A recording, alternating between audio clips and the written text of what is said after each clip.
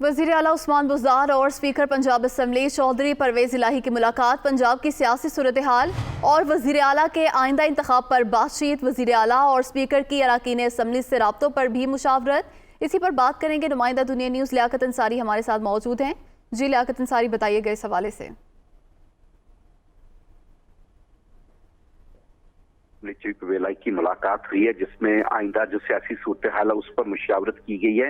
वज़ीर आला पंजाब सरदार उस्मान बुज़दार जो कि अपने मनसब से मुस्ताफ़ी हो चुके हैं और वेलाई को पंजाब में वज़ीर आला के लिए तहरीक इंसाफ ने अपना उम्मीदवार नामजद किया है। दोनों ने जो है अरकान असम्बली से राब्तों और आइंदा लाहेअमल के हवाले से मुशावरत की है। पंजाब असम्बली के प्लेटफॉर्म पर जो अरकान असम्बली से वज़ीर आला ने राब्ते किए हैं और जो स्पीकर ने राब्ते किए हैं, इन राब्तों का भी जायजा लिया गया और इस बात से इस अज़म का इजहार किया गया है कि दोनों इत्तेहादी तहरीक इंसाफ और मुस्लिम कायदे आज़म मिलकर जो है वो वज़ीर आला पंजाब का इंतखाब लड़ेंगे और जो सियासी महाज पर जिस अंदाज से जो है वो अपोजिशन की सरगर्मियां हैं उनका काउंटर जो है हिकमत अमली तय की जाएगी। स्पीकर और वज़ीर आला पंजाब ने जो है वो रोजाना की बुनियाद पर राब्ता रखने पर भी इत्तफाक किया है ताकि अरकान असम्बली और इत्तेहादियों के दरमियान जो राब्ते हो रहे हैं उनमें नोट्स एक्सचेंज किए जा सके और बेहतर हिकमत अमली इख्तियार की जा सके।